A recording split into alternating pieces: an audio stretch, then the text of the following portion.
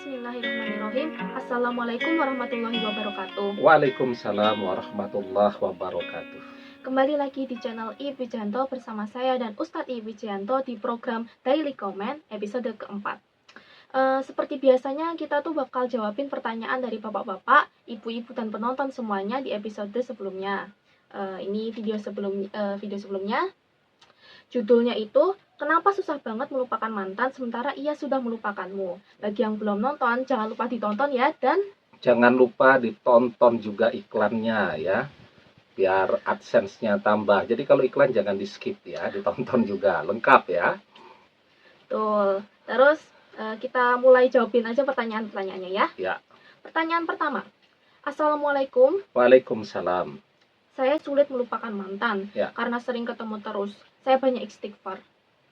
Ya, saya pikir banyak ketemu dengan mantan itu satu ada keuntungannya. Kita bahas dalam beberapa video sebelumnya. Kalau kita menggarap mantan istilahnya dengan amalan ya.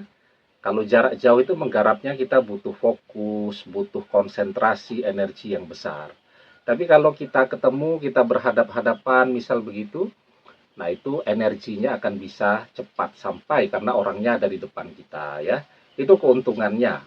Tapi juga sering ketemu itu jadi ujian untuk batin kita. Apalagi kalau mantan genit ya, dekat-dekat dengan orang lain, manas-manasi. Walaupun sesungguhnya kalau dia manas-manasi itu juga adalah tanda dia mencintai kita kan.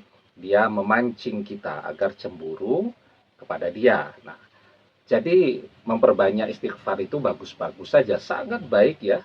Jadi jangankan sering ketemu mantan, bahkan tidak punya mantan pun orang harus banyak-banyak istighfar ya. Jadi karena kita banyak juga kan dosa-dosa yang kita lakukan dengan sadar begitu ya.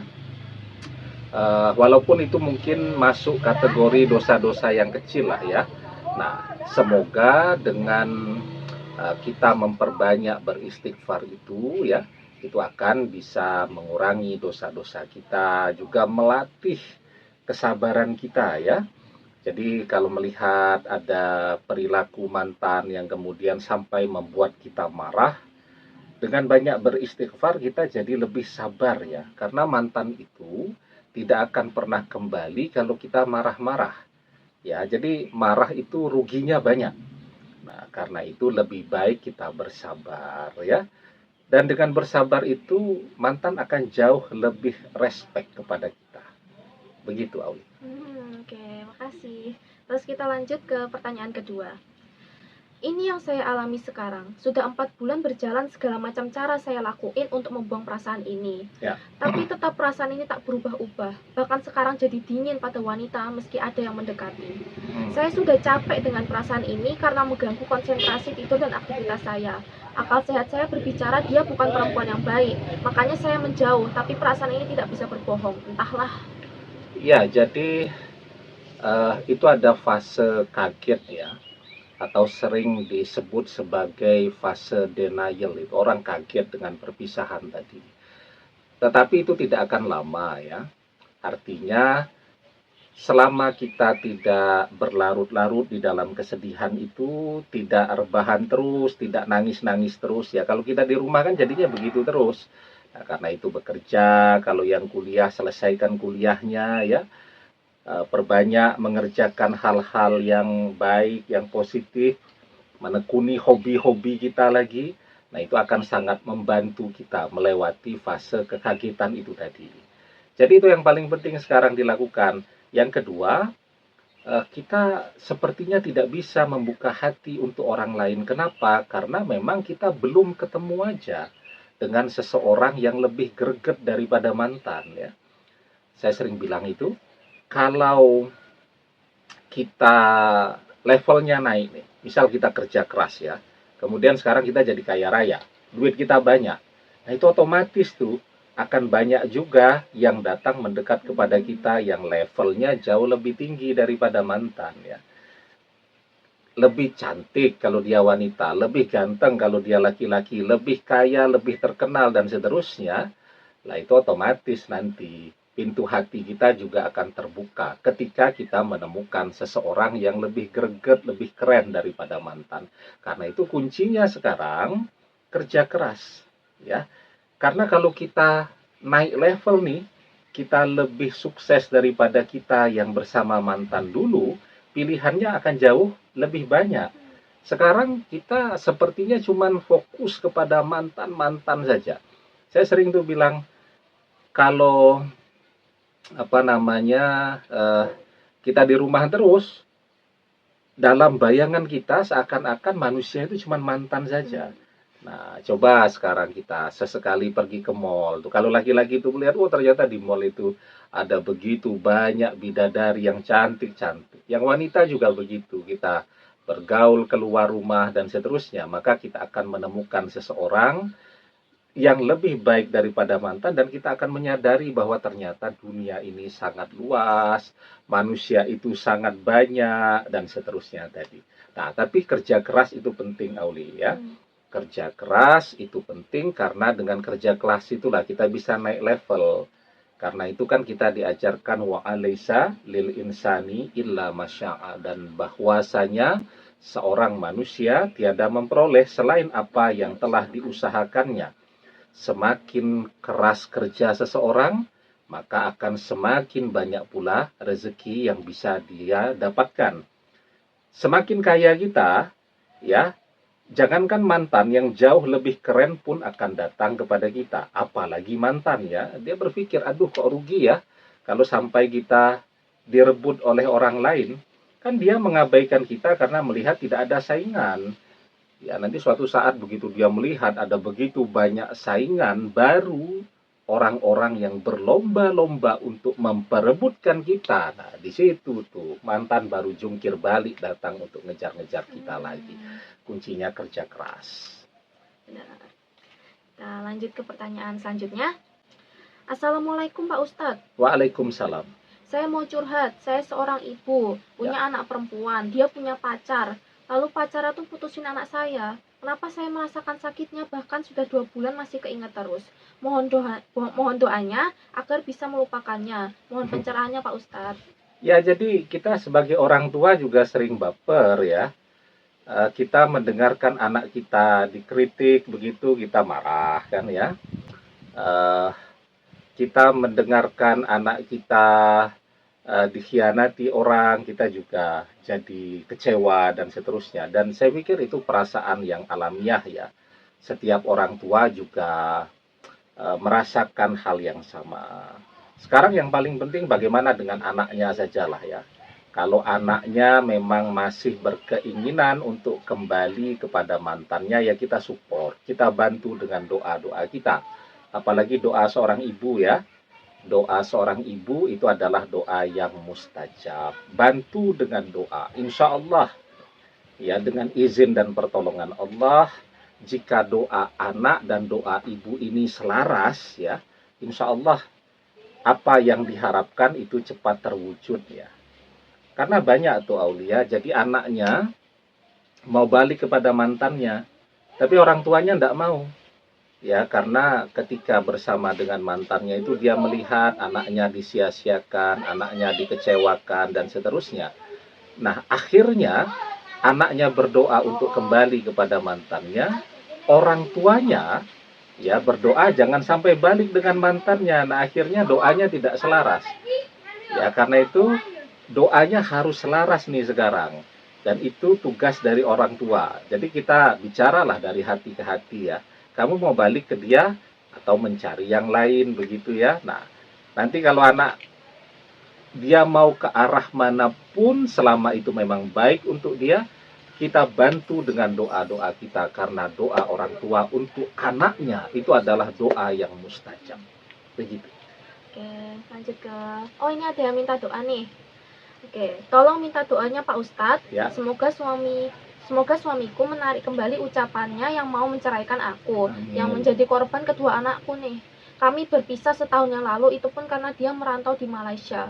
Sebelum dia kenal sama wanita lain. Kami hubungannya sangat baik, tapi sekarang jauh sekali perbedaannya. Tolong doanya Pak Ustadz. Amin, amin, ya. Semoga suami segera kembali ya. Dan jangan lupa tuh ajak juga anak-anak untuk berdoa ya. Jadi anak-anak saya masih kecil-kecil ya, enggak apa-apa. Jadi kita yang berdoa, anak-anak juga mengaminkan ya. Karena doa dari anak-anak yang terzolimi artinya ya, tidak mendapatkan perhatian nafkah dari orang tuanya, itu juga doa yang amat sangat mustajab ya. Dakwatun mazlumi mustajabah wa in kana fajiron fafujuruhu ala nafsih. Jadi doa dari orang yang terzolimi itu adalah doa yang mustajab. Jadi ajak juga anak-anak untuk berdoa agar bapaknya sadar dan kembali kepada keluarga. Oke, terus kita lanjut ke berikutnya. Ustadz, saya benar-benar sakit hati. Mohon doanya, saya sudah berkorban banyak tapi di belakang saya, mantan terus mencari pengganti saya. Mohon doanya semoga Allah segera persatukan kami dalam pernikahan yang tulus dan suci dari dunia sampai akhirat. Amin, amin ya. Jadi sama jawabannya dengan yang sebelumnya. Dikhianati oleh mantan artinya apa? Kita terzolimi itu. Orang yang terzolimi itu jangankan orang yang ibadahnya rajin, doanya rajin. Orang yang tidak pernah ibadah, gemar maksiat pun ketika dia terzolimi, itu doanya mustajab. Maka di hadis tadi itu kan penjelasannya, dakwatul mazlumi mustajabah wa in kana fajiran fafujuruhu ala nafsih. Doa orang yang terzolimi itu terkabul. Meski yang berdoa itu adalah orang yang fajir. Orang yang fajir itu apa? Orang yang gemar maksiat. Karena kefajiran yang dia lakukan, ia tanggung sendiri dosanya di akhirat nanti. Tapi ketika dia terzolimi, doanya terkabul. Nah, apalagi kalau kita rajin ibadahnya. Kita berdoa, kita memohon pertolongan Allah agar mantan sadar, menepati janjinya untuk menikah dengan kita, maka insya Allah akan segera kejadian. Amin, amin, amin. Oke, selanjutnya. Assalamualaikum warahmatullahi wabarakatuh Pak Ustadz. Waalaikumsalam warahmatullahi wabarakatuh. Mohon doanya semoga istri saya mau balikan lagi karena saya masih sayang sama dia. Apalagi kami sudah punya anak. Amin, amin. Pokoknya saya doakan semua ya. Yang bercerai, yang dikhianati, yang ditinggal, gagal menikah, dan seterusnya. Yang menginginkan untuk bisa kembali bersama mantannya, saya doakan semoga Allah berikan jalan yang lancar, yang mudah untuk bisa kembali bersama lagi, jadi keluarga yang sakinah, mawaddah, warohmah, berkah, selamat dunia akhirat. Amin. Ini enak ya, Lia, kalau membaca ya. Saya itu kalau membaca ya, seperti saya ceritakan, saya itu kan rabun ya. Jadi kalau membaca ukuran handphone itu sulit. Nah, ini kalau lagi libur begini saya bisa lebih enak karena ada presenter yang membantu membacakan. Kalau membaca sendiri itu pakai laptop tuh layarnya harus 200. Gitu. Lanjut ya. Oke. Lanjut ya. Assalamualaikum Pak Ustadz. Waalaikumsalam. Saya mau curhat. Saya seorang ibu, punya anak perempuan. Dia punya pacar lalu pacarnya putusin. Oh, ini soal yang tadi. Udah. Oke. Lanjut pertanyaan berikutnya. Assalamualaikum Pak Ustadz. Waalaikumsalam. Mohon doanya supaya pacar saya kembali lagi sama saya dan menikahin saya. Ya, saya doakan semoga pacarnya yang pergi kembali dan kemudian bisa disegerakan menikah ya. Amin ya robbal alamin. Oke, lanjut ke pertanyaan selanjutnya. Ya. Assalamualaikum Pak Ustadz. Waalaikumsalam. Saya juga sulit melupakan mantan, padahal mantan saya sudah bersama istri sirinya. Ya, tapi kan dia masih suami kita ya, biarpun dia sekarang bersama istri sirinya ya. Jadi kuncinya kan itu ya, bersabar. Bersabar itu penting sekali ya, karena ketika kita terus ngejar-ngejar kan mereka malah jadi tambah dekat, tambah mesra begitu kan, karena mereka punya yang namanya common enemy, musuh bersama. Kehadiran kita di tengah-tengah mereka itu kan jadi common enemy. Nah, jadi sekarang ya mantan tahu kan kalau kita mau kembali kepada dia. Tapi kalau kita kejar-kejar justru akan membuat dia semakin benci dan seterusnya tadi. Nah, sekarang biarkan saja dia untuk mengenali sifat dan karakter asli dari orang ketiga tadi. saya sering bahas tuh ya, ayah sering bahas tuh, Mhm. kalau yang namanya orang ketiga itu umumnya itu kan egois ya. Dia tahu tuh kan sudah sama kita tetap aja dia rebut Diambil. ya. Apa yang dia cari? Harta, penampilan ya. Artinya apa? Begitu ada seseorang yang lebih daripada mantan ini, atau kalaupun belum mantan masih suami atau istri itu ya, mudah saja tuh bagi dia untuk mengkhianati itu ya. Apalagi yang namanya orang cantik, orang ganteng, orang kaya setiap hari dilahirkan ya. Jadi orang ketiga itu biasanya sifatnya egois, kemudian pemarah, emosional, biasanya juga pelit, matre, dan seterusnya. Nah, tidak akan lama itu ya, mantan atau kalau masih suami atau istri itu ketika dia mengenali sifat asli karakter dari orang ketiga itu, nah di situ tuh dia baru akan lari terbirit-birit tuh ya. Ya, kalau sekarang itu kan mereka masih menampilkan diri Yang palsu.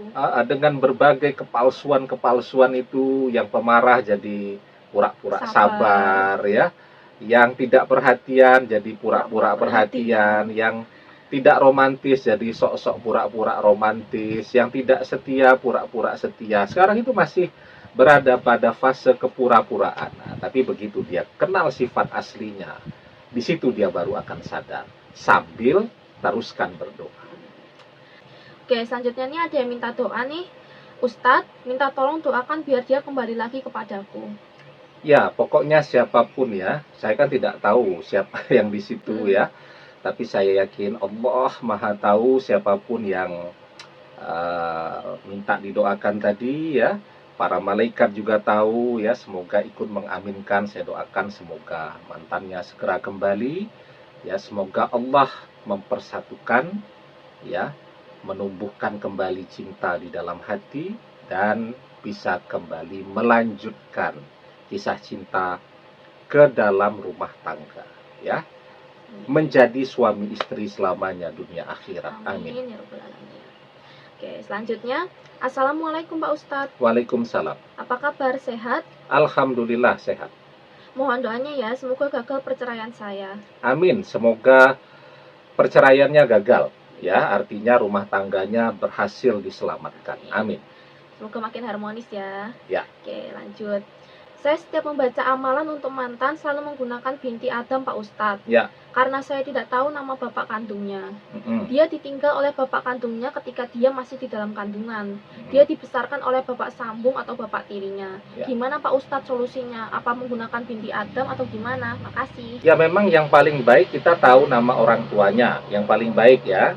Tapi kalau dalam keadaan bahkan dia sendiri tidak tahu nama bapak kandungnya ya, misal kalau kita itu anak angkat, misal begitu kan kita tidak tahu tuh nama orang tua kita siapa. Nah, maka amalan itu tadi bisa menggunakan binti Adam gitu ya. Kalau laki-laki bin Adam begitu boleh. Kalau memang amalan itu harus menyebutkan nama orang tua. Begitu. Oke, pertanyaannya nih udah habis. Terima kasih sudah menonton. Bagi para bapak-bapak, ibu-ibu, dan semuanya yang ingin menanyakan segala sesuatu, komen aja di bawah ini. Terus, Pak Ustadz ada yang ingin disampaikan buat para bapak-bapak, ibu-ibu ini? Ya, jadi pokoknya yang mau dijawab silakan komen ya. Mungkin teman-teman yang baru subscribe, nah ini yang belum subscribe jangan lupa ya, untuk jangan lupa subscribe ke channel ini ya. Selalu bertanya, Ustadz kok jarang menjawab komen, kan saya sering bilang tuh kalau saya tuh rabun ya, untuk ngetik kecil-kecil itu agak sulit. Nah, maka solusinya sekarang komen-komennya kita jawab melalui video di program Daily Comment I Wijayanto ini ya. Jadi itu, dan jangan lupa ditonton terus videonya sampai selesai ya. Biar programnya terus jalan terus. Biar kita terus jalankan programnya ini, dan juga iklannya jangan lupa untuk ditonton juga ya. Jangan di skip iklannya. Ya, oke. Oke, terima kasih. Wassalamualaikum warahmatullahi wabarakatuh. Waalaikumsalam warahmatullahi wabarakatuh.